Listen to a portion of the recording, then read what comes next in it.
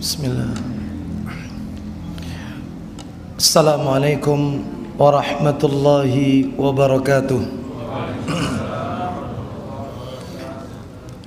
Innal hamdalillah nahmaduhu wa nasta'inuhu wa nastaghfiruh wa na'udzu billahi min shururi anfusina wa sayyiati a'malina may yahdihillahu fala mudilla lahu wa may yudlil fala hadiya lahu wa ashhadu an la ilaha illallah wahdahu la syarika lahu wa ashhadu anna Muhammadan abduhu wa rasuluh.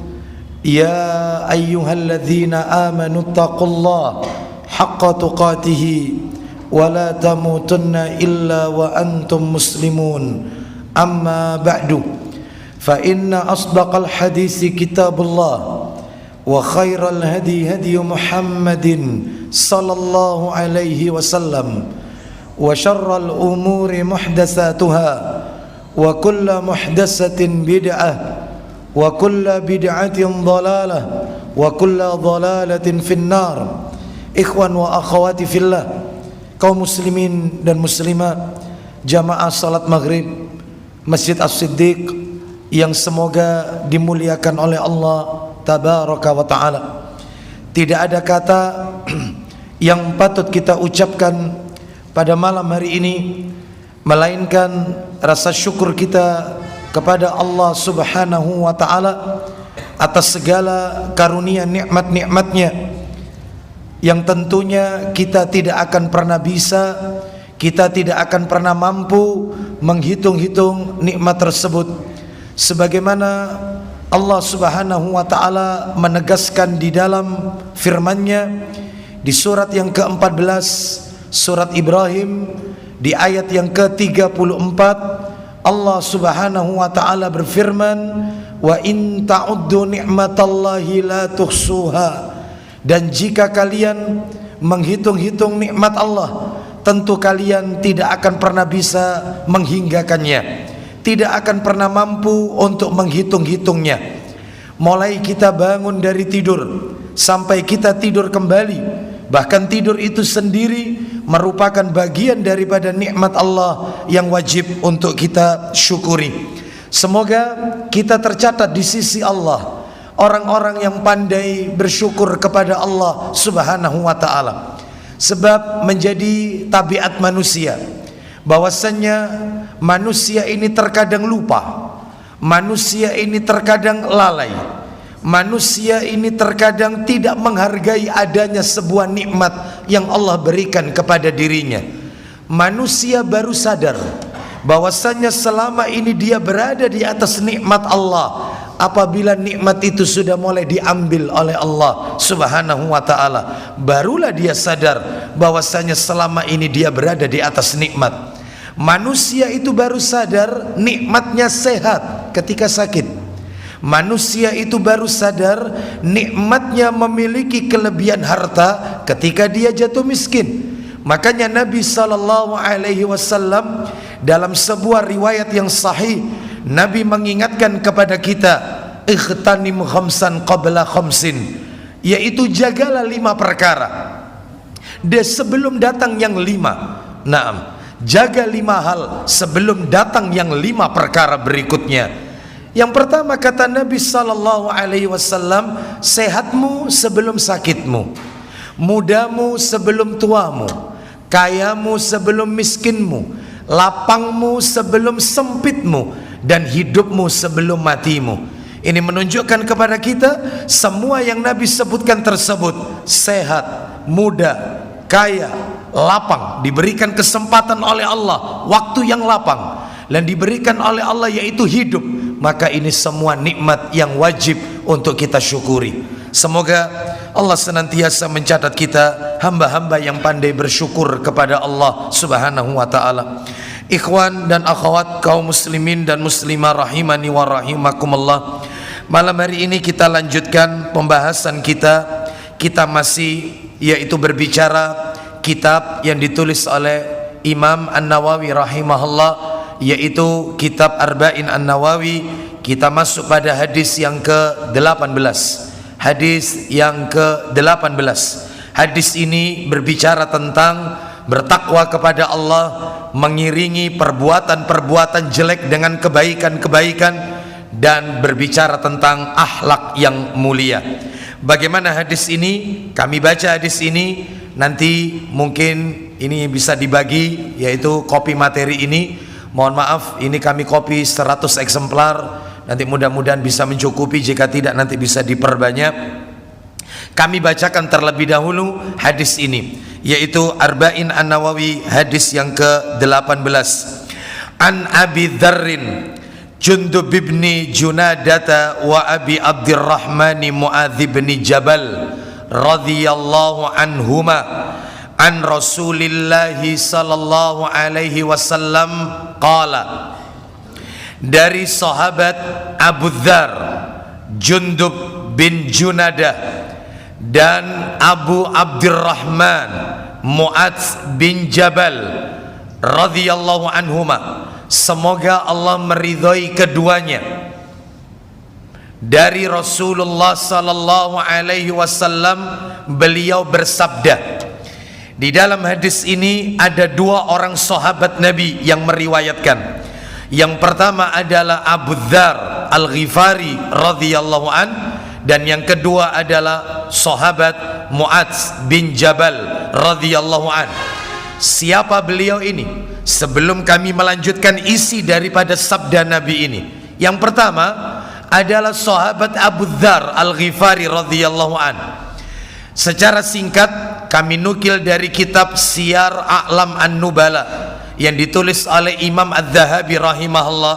Biografi yang bisa kami sampaikan, sahabat Abu Dzar Al-Ghifari radhiyallahu an memiliki nama asli, yaitu Jundub bin Junadah Al-Ghifari radhiyallahu an. Jundub bin Junadah, beliau adalah sahabat Nabi sallallahu alaihi wasallam yang pertama kali masuk yaitu ke dalam agama Islam. Bahkan beliau terkenal dengan sifat zuhud. Beliau adalah sahabat Nabi yang jujur, sahabat Nabi yang pertama kali mengucapkan salam kepada Nabi sallallahu alaihi wasallam.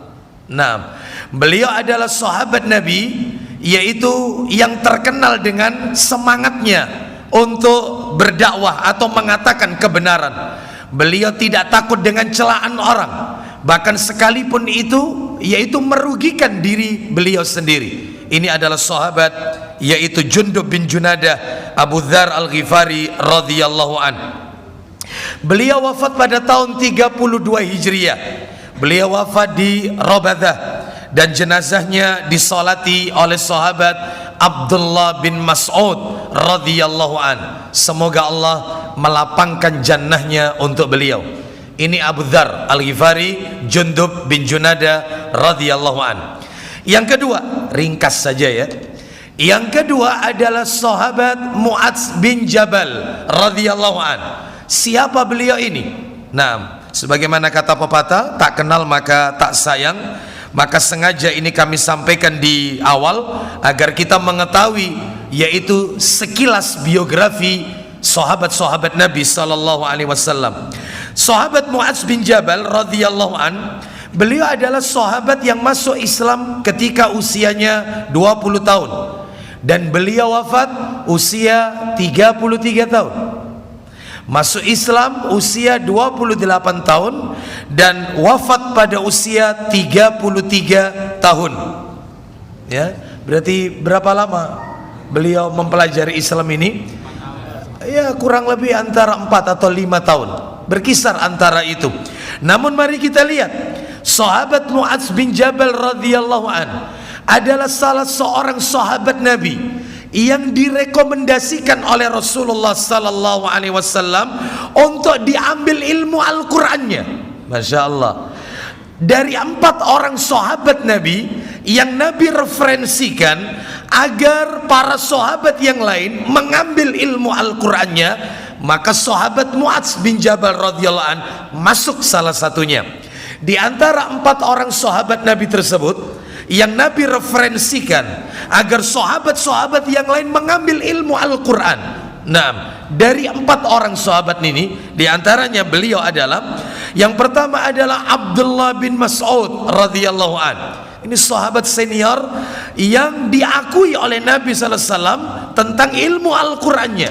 Nah, baik itu tajwidnya, baik itu makna yang terkandung di dalamnya, dan seterusnya.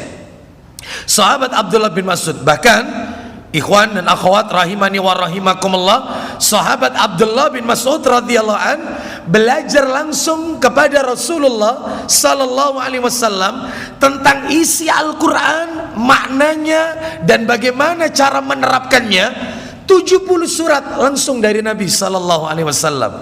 Jika total isi surat dalam Al-Qur'an itu adalah 114, maka kalau separuhnya ini 70 surat, separuh lebih belajar kepada Nabi. Pantas kalau beliau mendapatkan referensi dari Nabi sallallahu alaihi wasallam untuk diambil ilmu Al-Qur'annya. Yang kedua, Ubay bin Ka'ab radhiyallahu an. Ini sahabat yang mahir dalam ilmu Al-Qur'annya. Yang ketiga, Mu'adz bin Jabal radhiyallahu an. Dan yang keempat, yang terakhir adalah sahabat Abu Hudzaifah radhiyallahu an. 4 orang sahabat Nabi yang diakui ilmu Al-Qur'annya.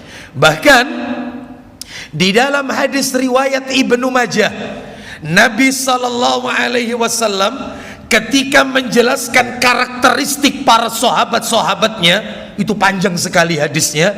Nabi mengatakan bahwasannya Abu Bakar adalah seorang yang, yaitu beliau adalah orang yang ramah, sedang sahabat Umar bin Khattab radhiyallahu anhu adalah orang yang gigih. Naam, yang gigih mempertahankan agama ini. Sahabat Utsman bin Affan radhiyallahu anhu adalah orang yang pemalu, sampai-sampai yaitu para malaikat pun malu kepada sahabat Utsman bin Affan radhiyallahu anhu. Ali bin Abi Thalib radhiyallahu anhu belum lagi beliau memiliki keistimewaan. Salah satunya Nabi sebut sahabat Mu'adz bin Jabal. Apa kata Nabi? Nabi mengatakan sahabat Mu'adz bin Jabal radhiyallahu anhu adalah sahabat yang paling mengetahui tentang hukum halal dan haram. Yang ini halal, yang ini haram. Subhanallah. Ya, diakui oleh Nabi keilmuan daripada sahabat Mu'adz bin Jabal radhiyallahu anhu. Dan sahabat Mu'adz ini adalah yaitu ulamanya di antara para sahabat, yang mana Nabi tidak pernah mengutus sahabat-sahabat yang lain untuk berdakwah ke luar negeri kecuali sahabat Mu'adz. Satu-satunya sahabat Nabi yang diutus oleh Nabi untuk pergi ke negeri Yaman mendakwai orang-orang ahlul kitab di negeri Yaman, dai-nya Rasul. Naam, muridnya Rasul sallallahu alaihi wasallam. Yang pertama kali diutus oleh Nabi ke luar negeri, Mu'adz bin Jabal radhiyallahu an, wafat usia 33 tahun, ulamanya para sahabat. Luar biasa. Ini menunjukkan bukti kepada kita bahwasannya sahabat Mu'adz bin Jabal radhiyallahu anhu memiliki keutamaan, keistimewaan. Juga demikian sahabat-sahabat Nabi yang lainnya, yang tentunya kita dengan mereka ibarat yaitu bumi dengan bintang gemintang yang ada di langit. Mereka berinfak 1 mud, sedangkan kita berinfak 1 lebah emas. Maka nilainya yang tertinggi pahalanya mereka para sahabat yang berinfak 1 mud di jalan Allah subhanahu wa ta'ala. Mereka beribadah 1 jam di jalan Allah kepada Allah, sedangkan kita beribadah seumur hidup. Yang tertinggi derajatnya mereka para sahabat yang hanya cuma 1 jam beribadah kepada Allah subhanahu wa ta'ala. Ya, tentunya mereka adalah golongan manusia-manusia terbaik di zaman Nabi sallallahu alaihi wasallam. Baik, apa kata Nabi yaitu dalam hadis ini? Nabi mengatakan dalam sabdanya, ittaqillaha haitsuma kunta. Yang pertama. Yang kedua, wa adbi'is sayyi'atal hasanata tamhuha. Yang ketiga, wa khaliqin nasa bi khuluqin hasan. Yang pertama kata Nabi di dalam hadis Arba'in An-Nawawi yang ke-18 ini adalah ittaqillaha haitsuma kunta. Bertakwalah kalian kepada Allah di mana saja kalian berada. Nah, Saya baca satu persatu dulu. Yang kedua, wa atbi'is sayyi'atal hasanata tamhuha. Ikutilah kejelekan dengan kebaikan, niscaya kebaikan itu akan menghapusnya. Iringi kejelekan itu dengan kebaikan, niscaya kebaikan itu akan menghapus kejelekan yang kita lakukan. Lalu yang ketiga, wa khaliqin nasa bi khuluqin hasan, dan bergaulah sesama manusia dengan akhlak yang baik.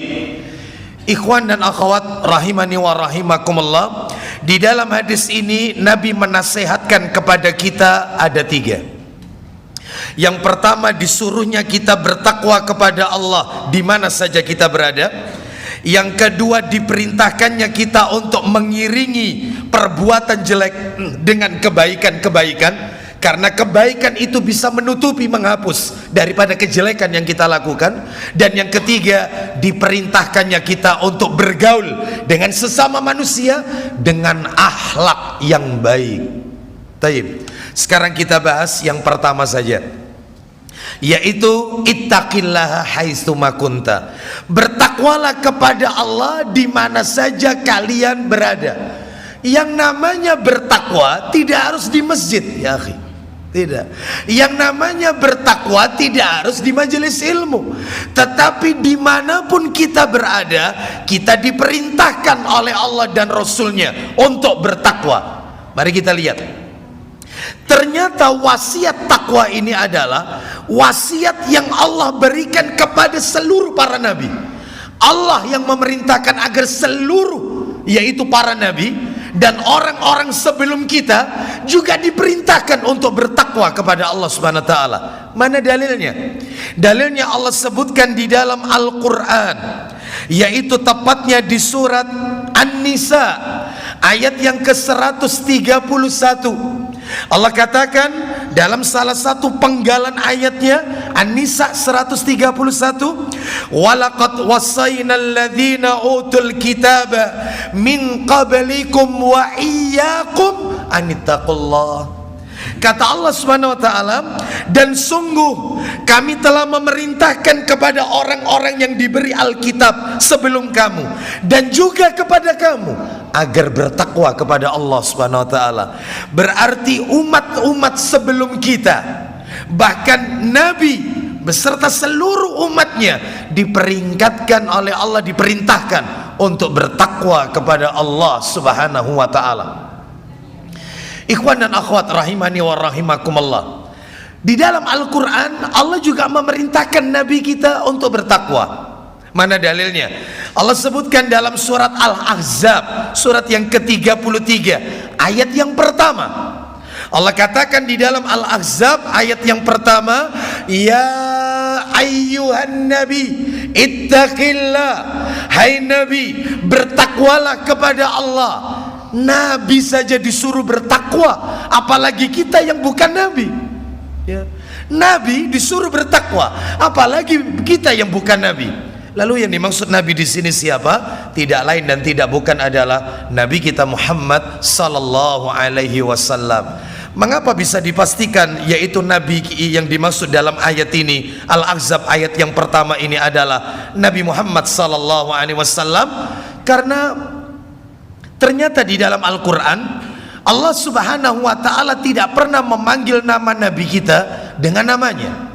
Selalu Allah Subhanahu wa ta'ala memanggil Nabi kita dengan gelarnya, bukan namanya. Tidak ada di dalam Al-Quran ya Muhammad, nggak ada, nggak ada. Satu aja ayat nggak ada. Semua di dalam Al-Quran selalu Nabi kita dipanggil dengan nama gelar. Ya ayyuhan nabi, ya ayyuhar rasul, hai rasul, hai nabi. Sedangkan kalau nabi-nabi yang lain selalu dipanggil namanya, tidak pernah dipanggil nama gelarnya. Contoh, Allah memanggil misalnya Nabi Zakaria, ya Zakaria, ya Yahya, ya Daud, ya Isa bin Maryam, suhufi Ibrahim wa Musa. Gak pernah dikasih gelar. Adapun kalau Nabi kita dipanggil gelarnya istimewa, Nabi kita ini di dalam Al-Quranul Karim. Nah, oleh karena itu kalau Nabi saja disuruh bertakwa, apalagi kita. Setiap khutbahnya Nabi, khutbatul hajah, Nabi tidak pernah meninggalkan 3 buah firman Allah. Yang pertama adalah surat Ali Imran ayat 102. Yang ketiga surat An-Nisa ayat yang pertama. Yang ketiga surat Al-Ahzab ayat 70-71. Ya ayyuhalladzina amanu taqullaha haqqa tuqatih wa la tamutunna illa wa antum muslimun. An-Nisa ayat yang pertama. Ya ayyuhan nasu taqu rabbakumul ladzi khalaqakum, dan seterusnya. Nah, lalu kemudian yaitu Al-Ahzab 70-71. Ya ayyuhalladzina amanu taqullaha wa qulu qawlan sadida yuslih lakum a'malakum, dan seterusnya sampai akhir ayat. Ini menunjukkan bahwasannya Nabi tidak pernah setiap khutbah meninggalkan pesan takwa. Bahkan kata para alim ulama, yaitu rukun khutbah, salah satunya rukun khutbah selain memuji Allah, innal hamdalillah, lalu yang kedua yaitu adanya pesan takwa. Kata para alim ulama, apabila setiap khutbah di dalamnya tidak ada nasihat takwa, maka khutbahnya cacat karena rukunnya tidak terpenuhi. Jadi ini penting sekali, apapun itu bentuk yaitu nasihat atau pesan takwa. Baik itu misalnya dengan dia memerintahkan, wahai kaum muslimin bertakwalah kepada Allah dengan sebenar-benar takwa, yaitu dengan melaksanakan perintahnya, menjauhi larang-larangannya. Ini nasihat takwa. Khutbah tanpa wasiat takwa cacat khutbahnya, rukun khutbah. Ini menunjukkan Nabi tidak pernah meninggalkan wasiat agar bertakwa kepada Allah Subhanahu wa taala. Contoh lagi, dalam masalah nikah, Nabi juga wasiatkan takwa. Apa kata Nabi? Dalam riwayat Baihaqi, Nabi SAW bersabda, "Idza tazawwajal abdu faqad istakmala nisfad din, falyattaqillaha fi nisfil baqi." Kata Nabi, apabila seorang hamba itu menikah, maka separuh agamanya sempurna. Jadi kalau belum nikah belum ada apa-apanya itu. Ada yang belum nikah di sini? Ya, separuh aja belum. Menikah ya akhi. Ya, ini yang belum menikah. Yang sudah menikah, baik, kita lanjutkan, nggak usah dibahas itu ya. Ikhwan dan akhwat rahimani wa rahimakumullah. Idza tazawwajal abdu faqad istakmala nisfaddin. Apabila seorang hamba Allah itu menikah, maka dia telah menyempurnakan separuh daripada agamanya. Falyattaqillaha fi nisfil baqi. Maka bertakwalah kepada Allah untuk sisa yang separuhnya lagi. Ya. Sekarang pertanyaannya, apa korelasinya antara nikah dengan takwa? Apa kaitannya nikah dengan takwa? Saya baca, yaitu sebagaimana yang dikatakan oleh Syekh Masyhur bin Hasan bin Salman hafizahullah ta'ala, salah seorang murid yaitu senior Syekh Muhammad Nasiruddin Al-Albani rahimahullah. Beliau mengatakan bahwasannya rusaknya agama seseorang ini, rusaknya akhlak seseorang itu karena 2 penyakit yang disebut dengan 2 penyakit SS. 2 penyakit SS. Rusaknya agama seseorang, rusaknya akhlak moral seseorang, rusaknya perilaku seseorang itu karena 2 penyakit ini. Penyakit yang pertama adalah penyakit syahwat, dan penyakit yang kedua adalah penyakit syubhat. Apa itu syahwat? Syahwat adalah hawa nafsu yang tidak terbendung, keinginan yang tidak terkendali, itu syahwat. Sedangkan syubhat, kerancuan dalam berpikir, penyimpangan dalam masalah agama, dalam masalah manhaj, itu syubhat. Sekarang korelasinya dengan tadi nikah tadi. Orang kalau sudah nikah separuh agamanya sempurna, maka untuk lebih sempurna lagi 100%, maka dia disuruh bertakwa kepada Allah.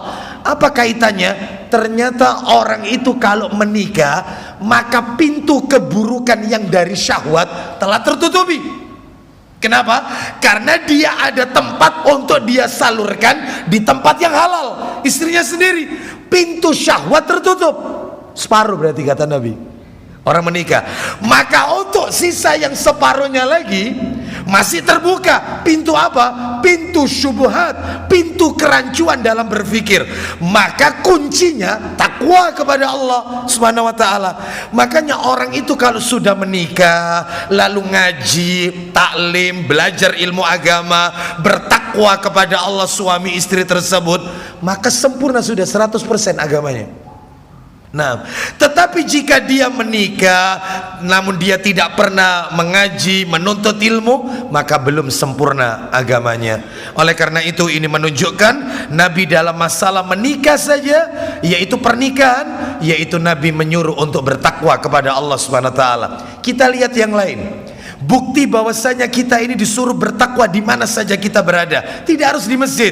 Kita lihat pada saat Nabi menjelaskan tentang yaitu merawat hewan, Nabi juga memerintahkan kita agar bertakwa. Mana dalilnya?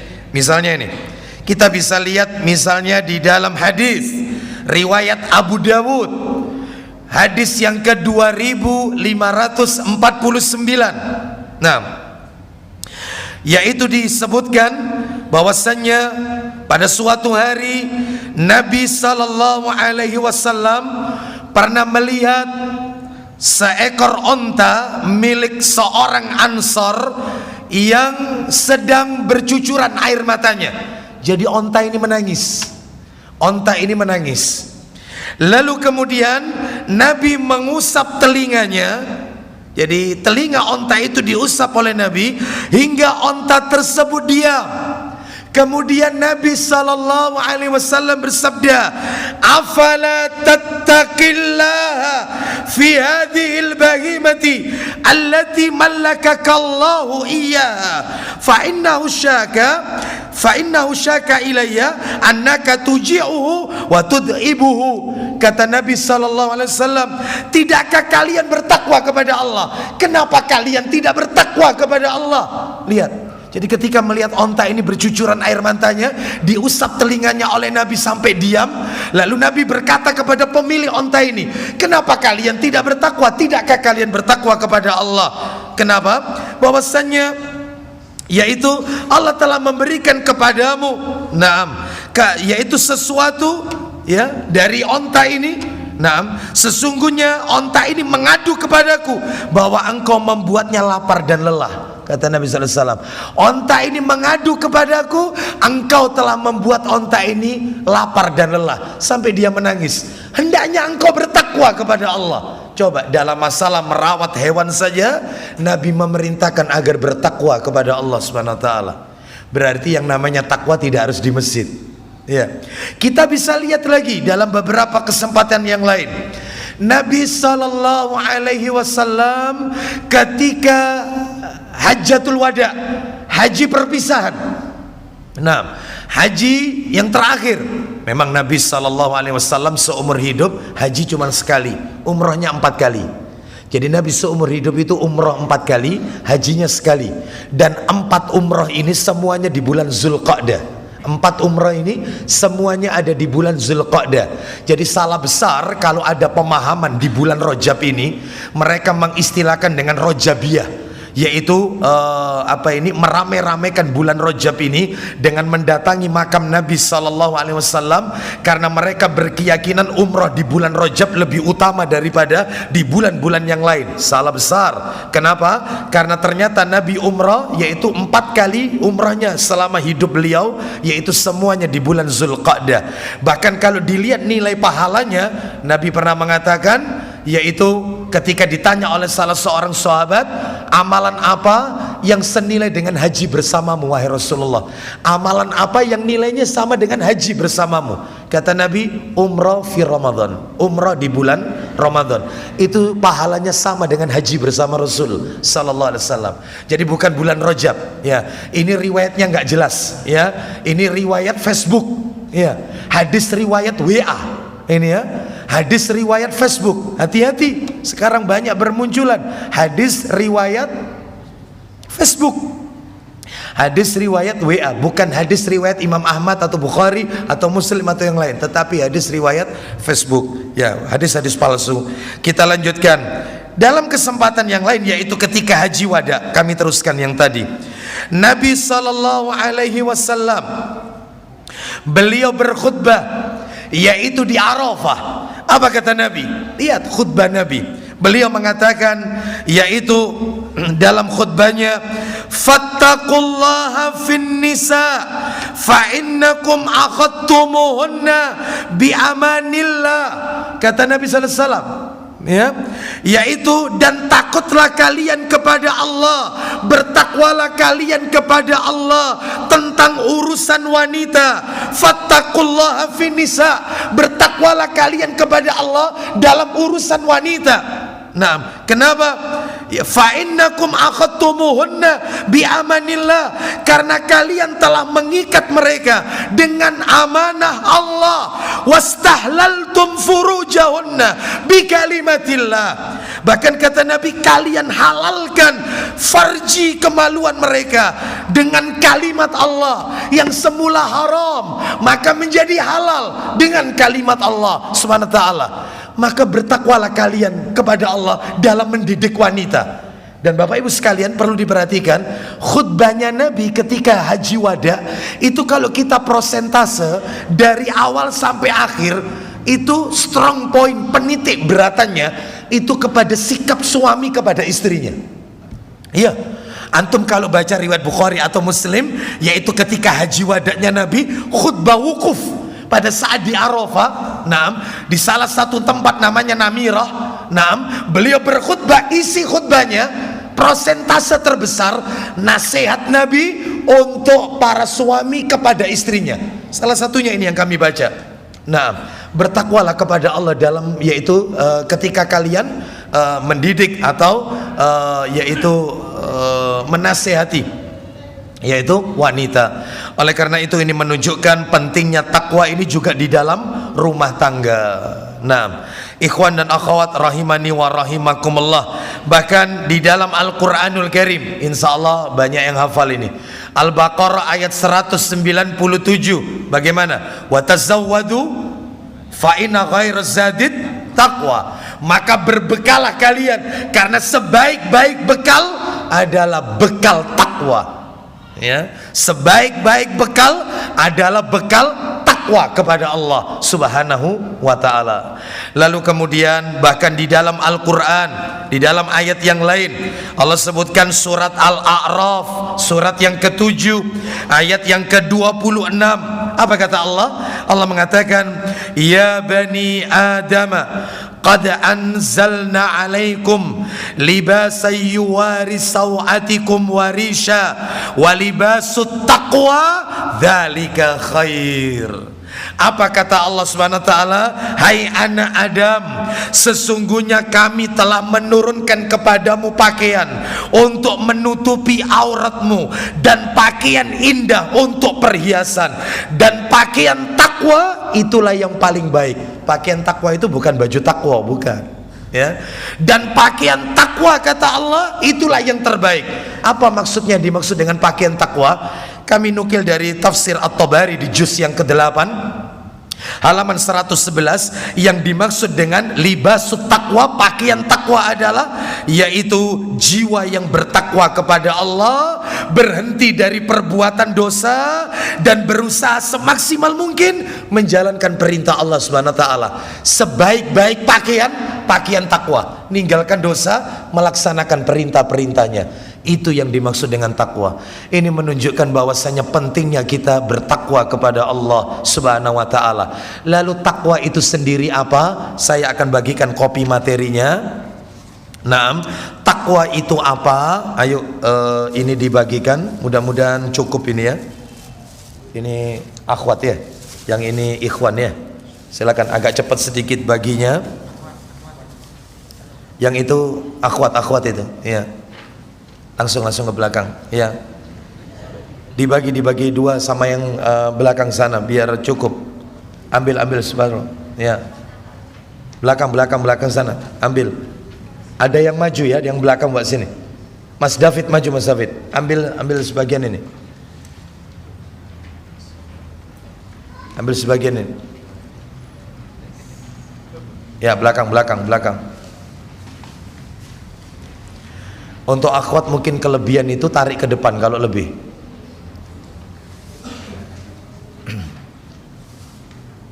Yang bawa istri 2, 1 saja fotokopiannya, nggak usah dua-duanya.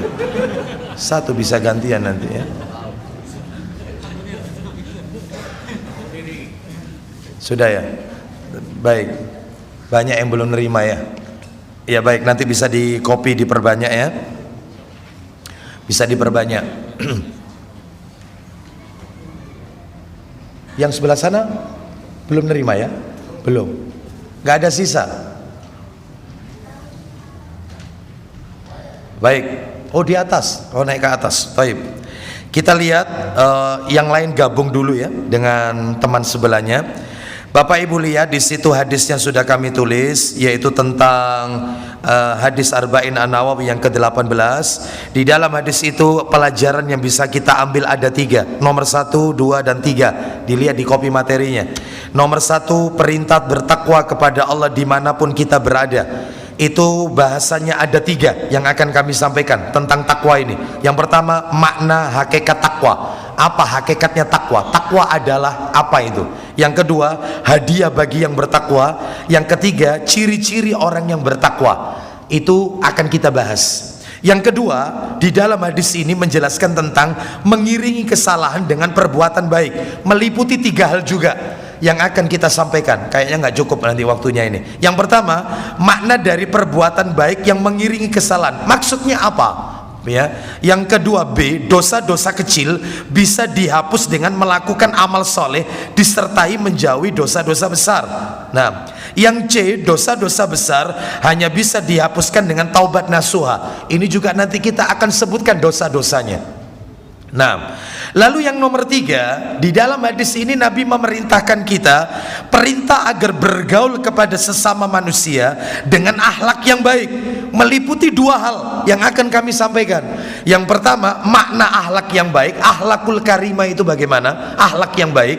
Yang kedua, kiat-kiat meraih akhlak yang baik. Agar kita ini punya budi pekerti yang baik, itu kiatnya apa? Nah ini masuk dalam bahasan ini. Jadi insya Allah ini nggak bisa 1 kali pertemuan atau 2 kali pertemuan karena panjangnya materi ini. Baik, kita langsung awali saja. Yang pertama saja, pelajaran yang pertama tentang masalah takwa. Masih ingat tadi masalah takwa saya bagi 3 yang akan kami sampaikan. Yang pertama, makna dan hakikat takwa. Yang kedua, hadiah pahala bagi orang yang bertakwa. Yang ketiga, ciri-ciri orang yang bertakwa. Jadi Bapak Ibu kalau yaitu melihat ciri-cirinya dan itu menimpa pada kita, mudah-mudahan kita berdoa kita termasuk orang-orang yang muttaqin, yang bertakwa kepada Allah Subhanahu wa taala. Baik, kita awali dulu halaman 1 yang paling bawah, yaitu makna dan hakikat takwa. Apa sih takwa itu? Antum lihat, secara bahasa takwa berasal dari kata wiqayah. Apa artinya wiqayah? Perlindungan dan penjagaan. Ya, bisa dilihat di dalam catatan kaki nomor 2 Lisanul Arab Ibnul Mandur di juz yang ke-15. Secara istilah para ulama dari kalangan sahabat dan generasi setelahnya mendefinisikan makna takwa dengan ungkapan yang beragam. Di antaranya, mari kita lihat yang pertama nih, sahabat Umar bin Khattab radhiyallahu an pernah bertanya kepada Ubay bin Ka'ab radhiyallahu an. Apa pertanyaannya? Beritahukan kepadaku tentang takwa. Apa itu takwa?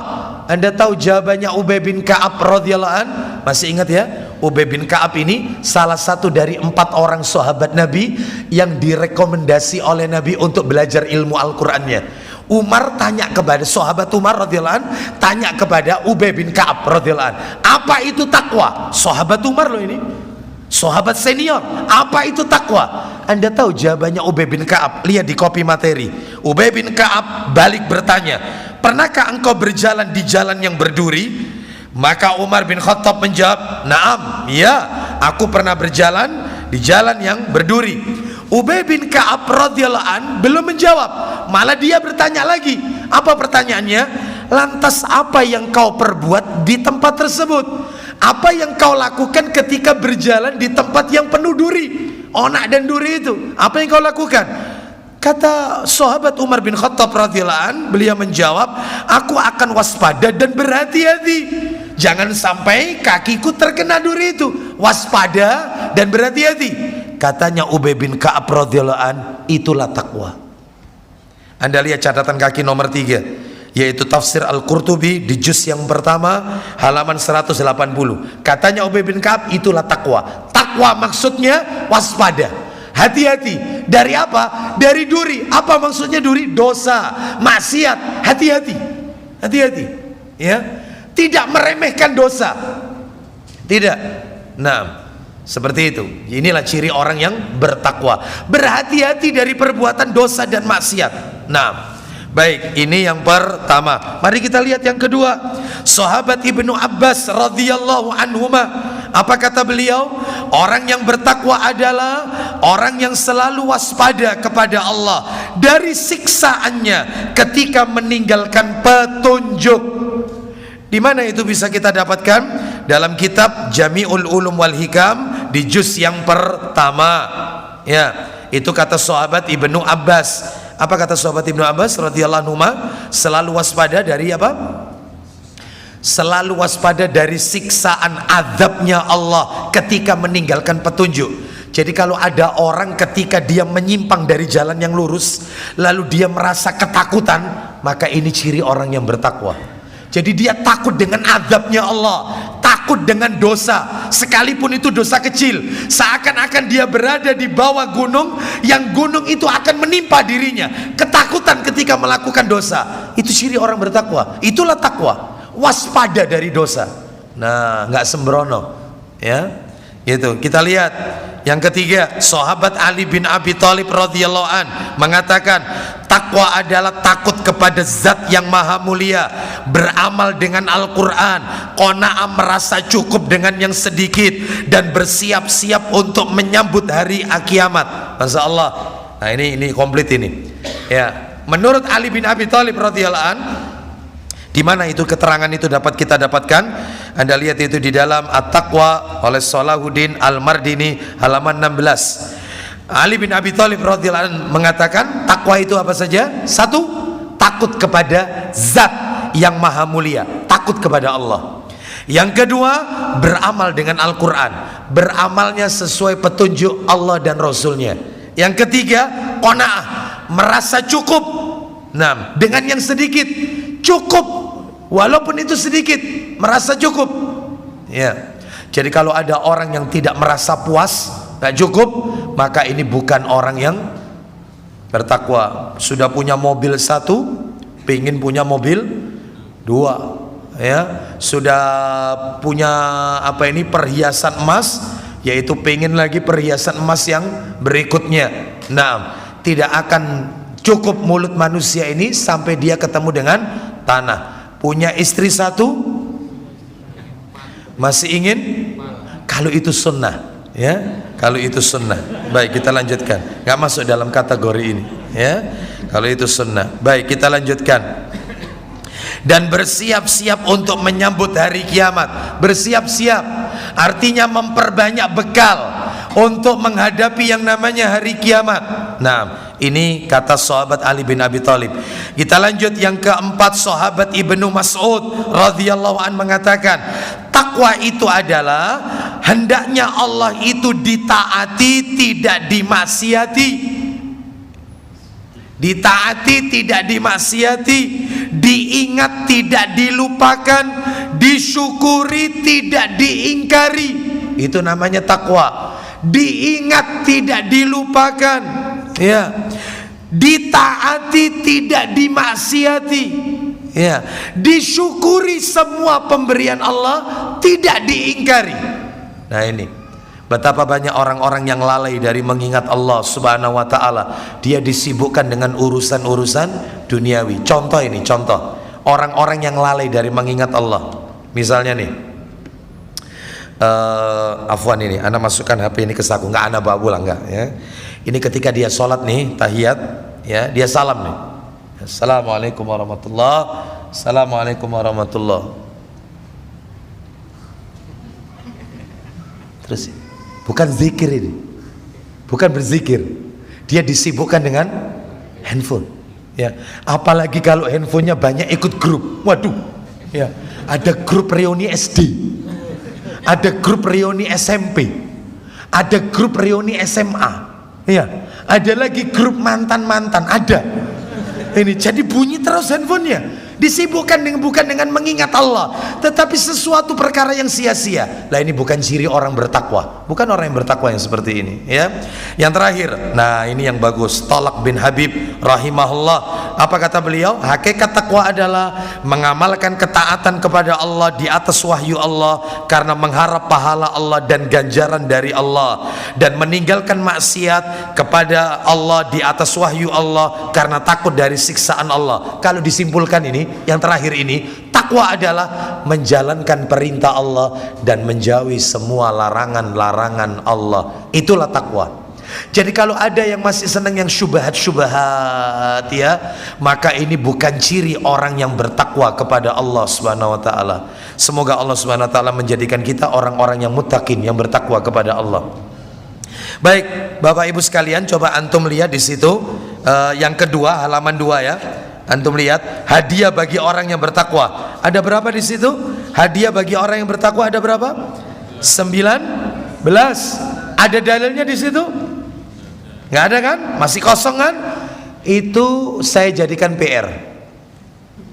PR bulan depan yang bisa, naam, saya sudah ada kunci jawabannya. Nomor 1 misalnya, orang bertakwa itu dikasih solusi jalan keluar. Wa may yattaqillaha yaj'al lahu makhraja. Nah, itu surat apa, ayat berapa gitu loh.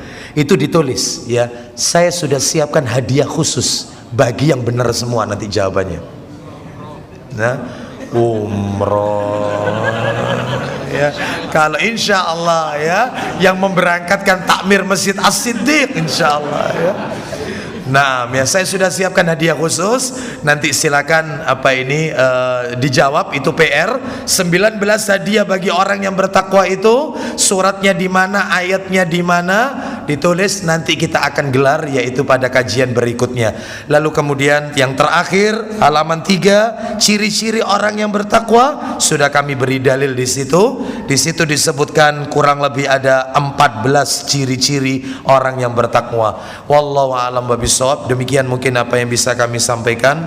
Mohon maaf, masih ada amanah, yaitu kami diminta untuk menjadi wali nikah ya, setelah sholat isya ya. Jadi kami cukupkan sampai di sini.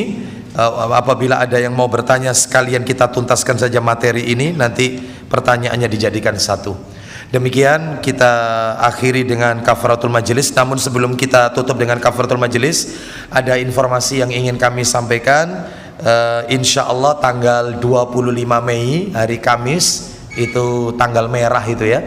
25 Mei berarti bulan depan, Kamis keempat itu tanggal merah. Masjid Nurus Sunnah akan mengadakan daurah remaja tentang Ramadan, persiapan menjelang Ramadan, khusus anak SMP dan SMA. Jadi jika putra putri Bapak Ibu sekalian ada yang SMP atau SMA ingin mengikuti daurah tersebut, silakan, gratis, tidak dipungut biaya ya, pukul 7 sampai selesai ya, sampai selesai. Adapun pembicaranya yang menyampaikan, jika tidak ada halangan, insya Allah kami yang akan menyampaikan materi daurah remaja tersebut di Masjid Nurus Sunnah. Demikian informasi yang bisa kami sampaikan. Kita akhiri, wassallallahu ala nabiyyina wa ala alihi washabihi wasallam. Subhanakallahumma wa bihamdika asyhadu an la ilaha illa anta astaghfiruka wa atubu ilaik. Wa akhiru da'wana anil hamdulillahi rabbil alamin. Assalamualaikum warahmatullahi wabarakatuh.